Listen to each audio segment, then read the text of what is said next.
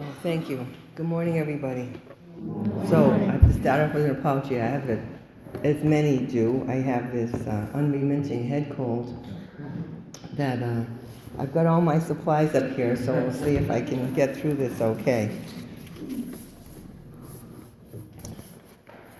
So this time of year is, it's a time that I'm extremely grateful for nowadays. It used to be the worst time of my life.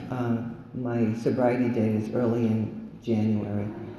And so every time around this year, it kind of brings back what it was like before I got sober.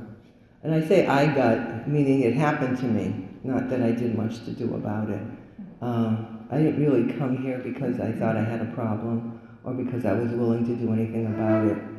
I came here through the back door. I came in through Al-Anon. And I was showing up to Al-Anon meetings because of other people in my life that were causing me problems with their drinking and using. And I was showing up to meetings intoxicated on a few drinks or definitely pot. I always had joints rolled up in my socks or my bra or anywhere else handy where I could get to it fairly quickly. And I would definitely do a joint before I go into a meeting. There's no doubt about that. And somewhere along the line, after a while, they were very kind to me, and they certainly were very loving. And somewhere along the meeting, somebody pulled me over, I can't even tell you who it was, and said, you know, some of us go to AA besides coming here. It helps us get the program better. I thought, oh, okay. So I did, and I went to meetings for 2 years. Before I got sober. And when I say I went to meetings, I mean I was going to 2 and 3 a day because I wasn't able to work at that point in time. I was lucky enough to have had an illness that got me into got me some money coming from the government every month along with medical services. Otherwise, I probably would have been on the street. There's no doubt about that in my mind. I was living on Shrewsbury Street above Rossetti's Pharmacy, and back then those buildings weren't open to people, but a friend of mine was a friend of his, and they got me like a special consideration to live up on the top floor. So it was, it was on the 3rd floor. We had to go 4 flights of stairs to get to it, and there was no heat or hot water or anything like that. It was just an empty apartment, had been empty for many, many years. And the rent was $100 a month, and I was having a hard time making it.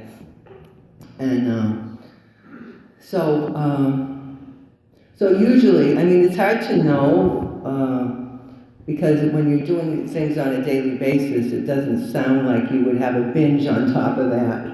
But I would probably start binging with Halloween, and it would go all the way through the holidays and probably not maybe end till after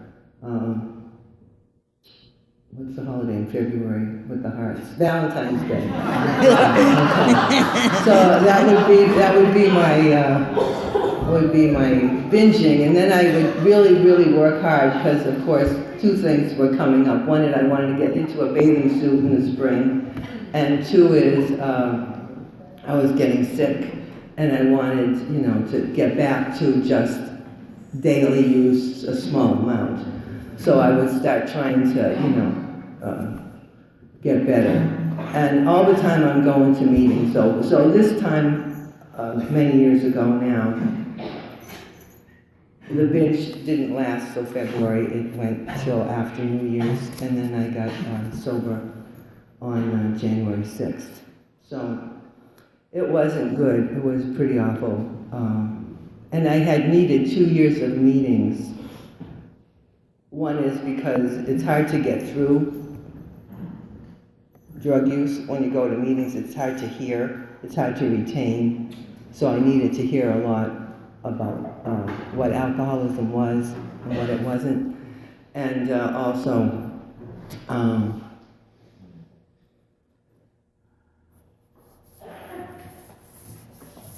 I just didn't have the desire to stop using. I just had the desire not to be sick. So finally, though, it all kind of came together, and I said this simple prayer at Christmas time, because I had this strange experience. So my family doesn't drink too much, especially around the holidays. My mother and father both came from alcoholic homes, and so my father stopped drinking when I was probably about 7, after he beat up my mom. And he woke up in the morning and she had 2 black eyes, so he stopped drinking at that point. He never got any treatment, but he stopped drinking. And my mom never really drank. So once a year at Christmas, she would make eggnog and she would put a little brandy in the eggnog. And that was the extent of the drinking in the home, unless I brought stuff for the holidays. So it was this holiday, and I've been, like I said, been going to meetings for 2 years now, frequently, daily.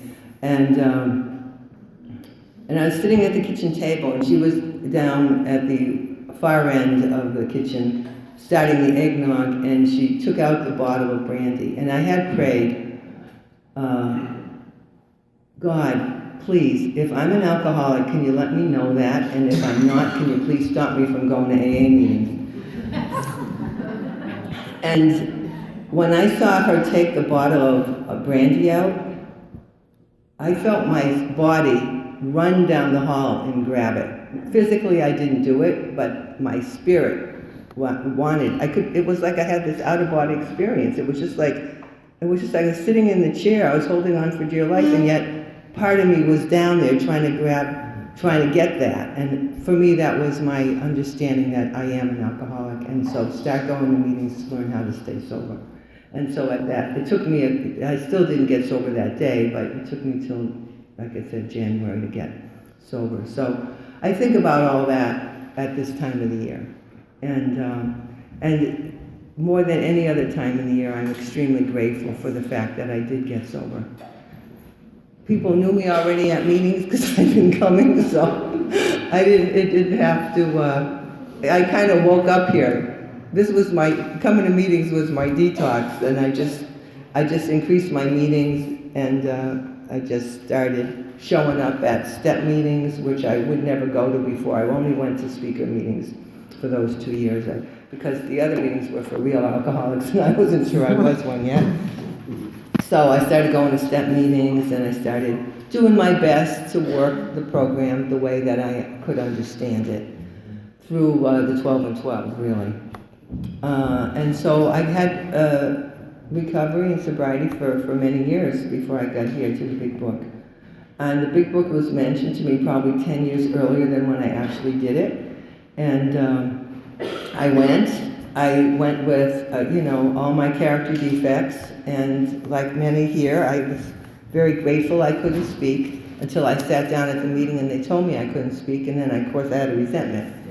And then I read with somebody, but I really didn't know what I was doing, to tell you the truth. I had like 28 years sober, and I had no clue what I was doing, and she told me I don't even know what the directions she told me. I'm sure they were similar to the ones I got the second time around. And I kept saying, well, of course, she said, well, did you understand what you read? And I thought, of course I understood what you mean. I think I'm stupid, I can read English. That was my attitude towards her. And, then she read it with me, and I was super pissed about that because I just told her I understood it. Now she's reading it to me. I couldn't believe it.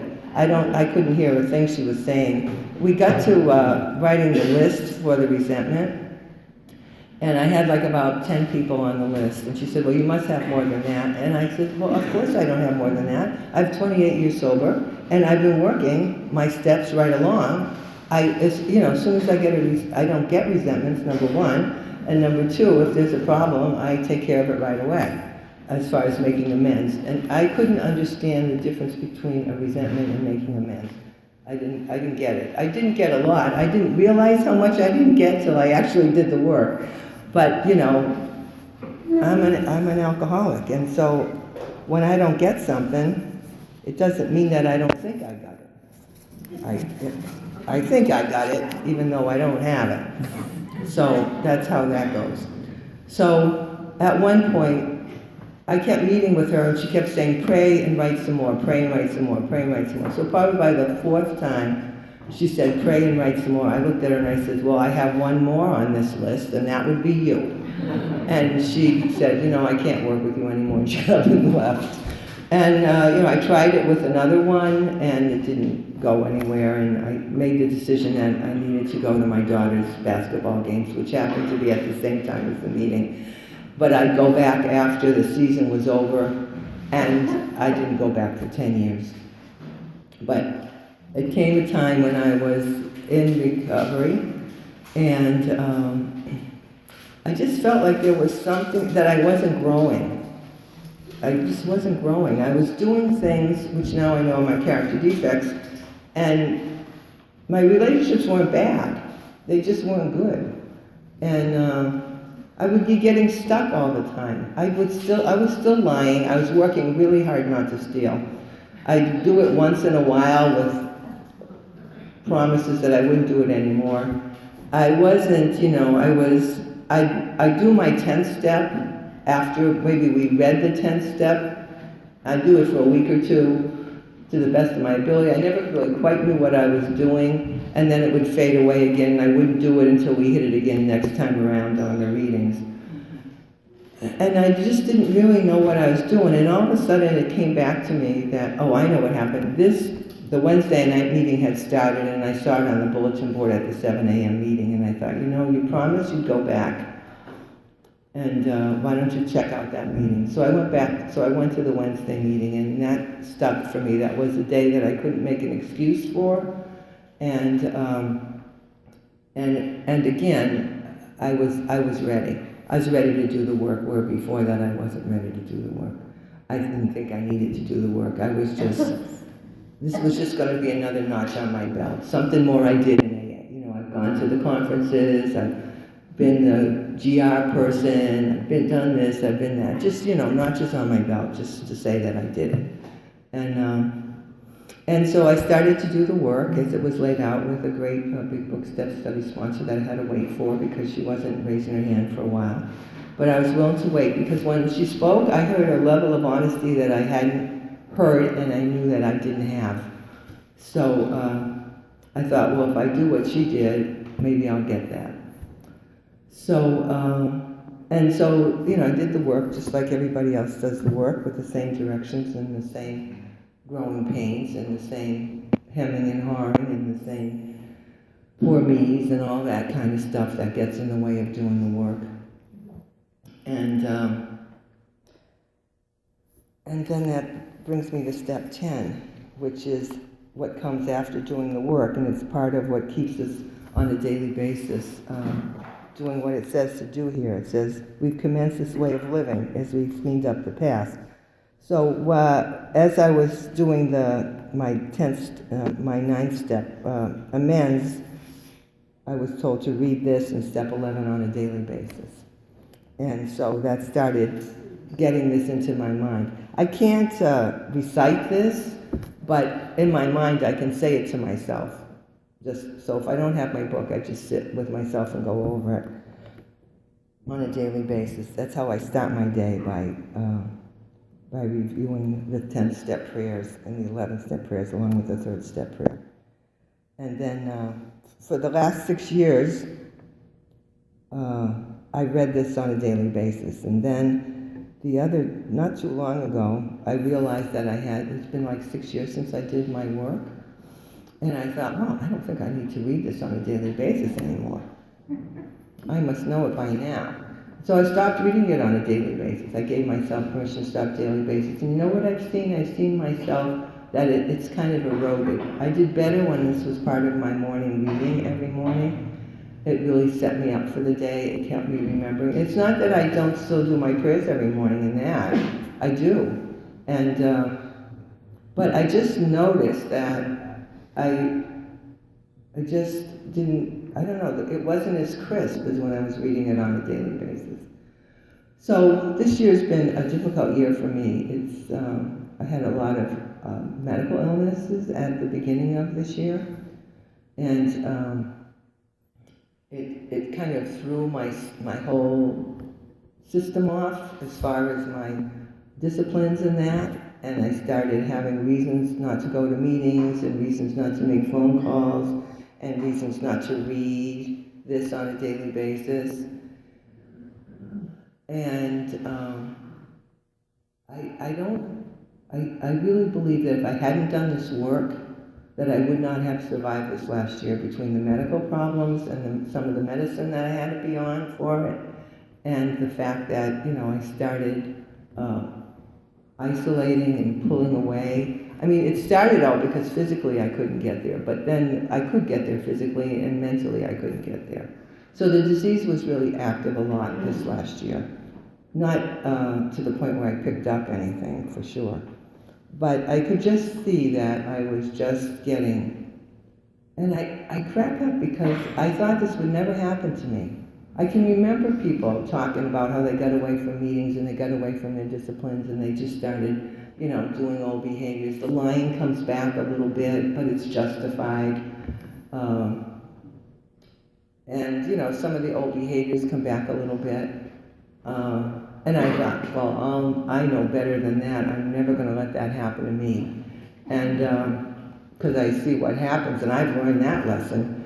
And yet here I was doing it, and at the same time I'm doing it, I don't know I'm doing it, and yet I know I'm doing it, and I don't care that I'm doing it. It's just this whole mess. And I'm sometimes feeling guilty about it, and then I really have to stay away from the guilt, because once I get into the guilt, I start getting into the punishment of the guilt, And if it wasn't for this 10th step on a daily basis, I think I'd be in a worse trouble than I am now. Because on a daily basis, even though I was screwing up royally here and there, I kept paying attention to the fact that I was doing it. I didn't go into the place of total denial where I thought I was okay. And on a daily basis, I would work at paying attention to what it says here. Continuously watch for selfishness, dishonesty, resentment, and fear. Right? Pretty much, these people were so wise, it quite amazes me. Pretty much everything, all my character defects, or all my crazy thinking, or all my actions stem from one of those four. In various, it says we have 100 forms, so I'm not any different than that.